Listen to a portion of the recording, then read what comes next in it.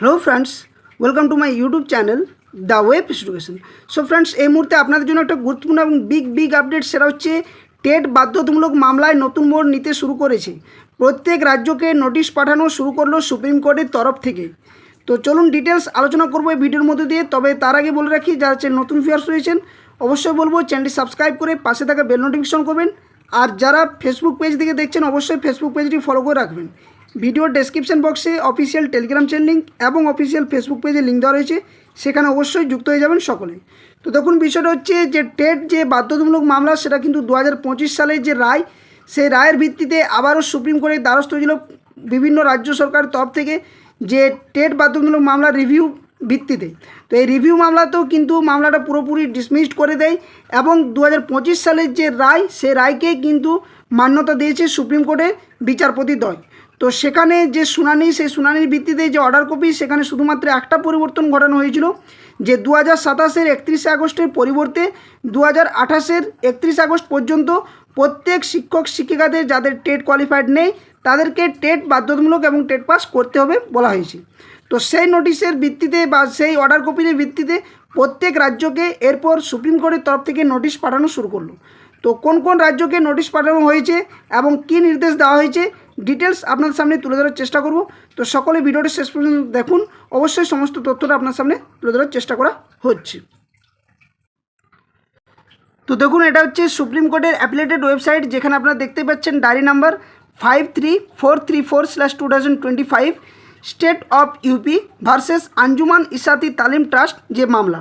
তো এখানে মামলাটি গত যে 29 তারিখে রিভিউ পিটিশন ছিল, সেই রিভিউ পিটিশনের ভিত্তিতে অনারেবল জাস্টিস দীপঙ্কর দত্ত এবং অনারেবল জাস্টিস সতীশ চন্দ্র শর্মার ডিভিশন বেঞ্চে মামলার শুনানি হয় এবং যেখানে মামলাটি পুরোপুরি ডিসমিসড করে দেওয়া হয়, ডিসপোজড করে দেওয়া হয়, যেখানে আপনারা দেখতে পাচ্ছেন স্ট্যাটাসের মধ্যে।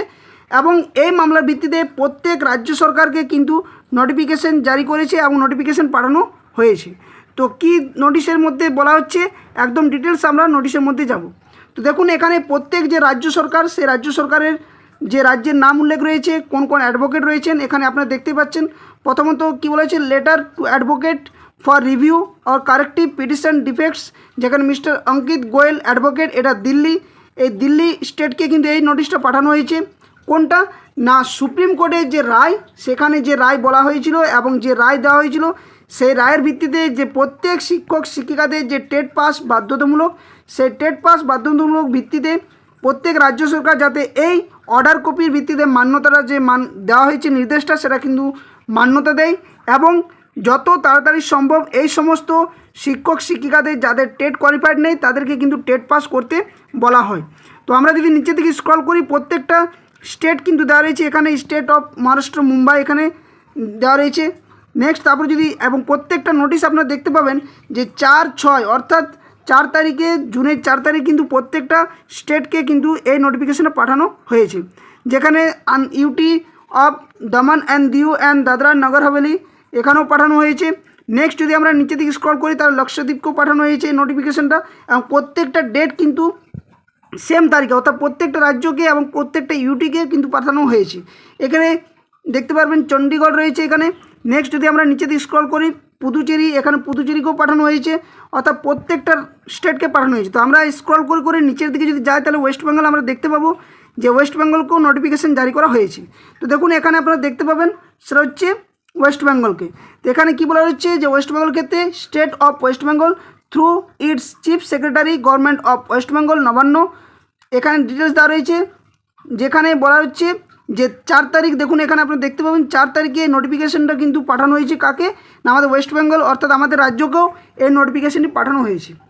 এখন বিষয় হচ্ছে যে এই যে টেট মামলা বা টেট রিভিউ মামলা হলো বা টেট মামলার যে অর্ডার কপি এলো, এখানে যে অর্ডার কপি, সেটা কিন্তু সুপ্রিম কোর্টের দিক থেকে পুরোপুরিভাবে নিশ্চিতভাবে জানিয়ে দিচ্ছে যে রাজ্য সরকার কোনোভাবে এই সমস্ত কর্মরত শিক্ষক শিক্ষিকাদের যাতে করে টেট পাসের যে গাফিলাতি গত 1 দশকের আগে যেটা ঘটেছিল, অর্থাৎ 17 পর্যন্ত, যেখানে বলা রয়েছিল যে এনসিটি গাইডলাইন্স প্রত্যেক শিক্ষক শিক্ষিকাদের টেট পাস বাধ্যতামূলক, সেখানে হয়তো অনেক রাজ্য সরকার অ্যাভয়েড করে দিয়েছিল সেই বিষয়ে, এবং তারই পরিপ্রেক্ষিতে আজ এই যে ভোগান্তিটা, সেটা কিন্তু প্রত্যেক শিক্ষক শিক্ষিকাদের দিতে হচ্ছে।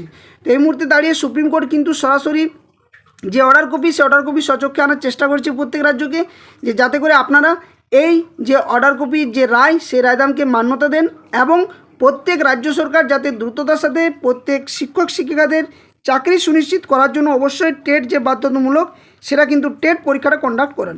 তো ইতিমধ্যেই তামিলনাড়ু, কেরালা, এমনকি তেলেঙ্গানা এই সমস্ত বিভিন্ন রাজ্যগুলোতে অলরেডি শিক্ষক শিক্ষিকাদের যারা কর্মরত এবং যাদের টেট পাস নেই এবং যাদের বলা হয়েছিল যে 5 বছরের ঊর্ধ্বে যাদের চাকরি রয়েছে তাদের টেট পাস বাধ্যতামূলক, তো সেই সমস্ত শিক্ষক শিক্ষিকাদের স্পেশালভাবে টেট নেওয়ার ব্যবস্থা করছে। অর্থাৎ এখানে কোনোভাবে ফ্রেশার্সরা বসবে না, শুধুমাত্র কর্মরত শিক্ষক শিক্ষিকারাই এই টেট পরীক্ষা বসতে পারবে।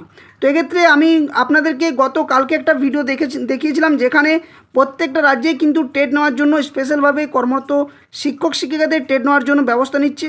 তো আমাদের রাজ্য সরকার এক্ষেত্রে কী করতে পারে? তো দেখুন, কালকে আমি বলেছিলাম যে আরটি অ্যাক্ট বা এনসিটি গাইডলাইন্স, সেখানে কোথাও কিন্তু বলা নেই যে রাজ্য সরকার কর্মরত শিক্ষক শিক্ষিকাদের টেট নেওয়ার জন্য স্পেশাল টেট নিতে পারবে না।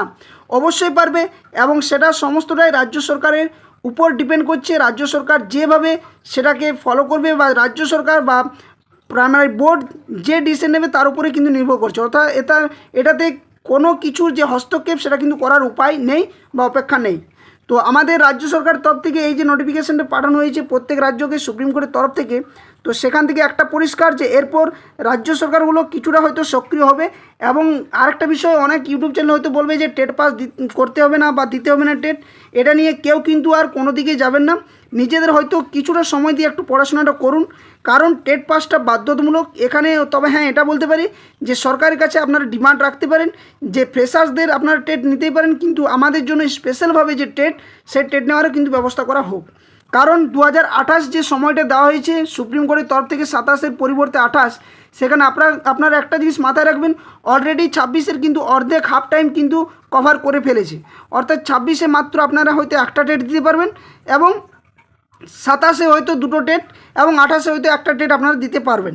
কি হয়তো 2টো টেট নেওয়ার ব্যবস্থা করলো, যেহেতু সেপ্টেম্বর পর্যন্ত, আগস্ট পর্যন্ত বলেছে, মিডিল টাইমে একটা নিয়ে আরেকটা নিতে পারে। কিন্তু 6 মাসের যেহেতু গ্যাপ, এই গ্যাপটা নাও মানতে পারেন, এটাও কোনো কিছু বলা নেই অর্ডারে যদিও বলা থাকুক, কিন্তু এনসিটি গাইডলাইন্সে এখানে বছরে 3বার টেট হতেই পারে। এবং তার যে সিনারিও সেটাও কিন্তু আপনার সামনে আমি গতকালকে দেখিয়েছিলাম যে কীভাবে তামিলনাড়ু সরকার 3টা টেট বছরের মধ্যে নিতে পারছে বা নিতে চলেছে। তো আমাদের রাজ্য সরকার এই সমস্ত কর্মরত শিক্ষক শিক্ষিকাদের জন্য কী পদক্ষেপ নিচ্ছে অবশ্যই সেটা ভাবার বিষয়। এবং অবশ্যই আপনারা নিজেদের প্রস্তুতি চালিয়ে যান।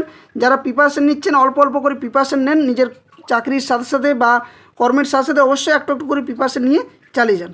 কারণ টেট পাস বাধ্যতামূলক, সুপ্রিম কোর্টের যে রায়, এখানে একটাই উপায় শুধুমাত্র, সেটা হচ্ছে কেন্দ্র সরকার যদি এখানে হস্তক্ষেপ করে বা কেন্দ্র সরকার যদি এখানে কোনো কিছু অর্ডিন্যান্স জারি করে বা অর্ডিন্যান্স যদি রুলস আনে, তাহলে কিন্তু এক্ষেত্রে আপনাদের প্রত্যাবর্তন বা আপনাদের হয়তো শান্তি বা হয়তো আপনাদের টেট দিতে হবে না। কিন্তু যদি এক্ষেত্রে কেন্দ্র সরকার কোনো পদক্ষেপ না নেয়, তাহলে প্রত্যেক রাজ্য সরকারকে এ ব্যাপারে পদক্ষেপ নিয়ে স্পেশালভাবে টেট নেওয়ার ব্যবস্থা করতে হবে।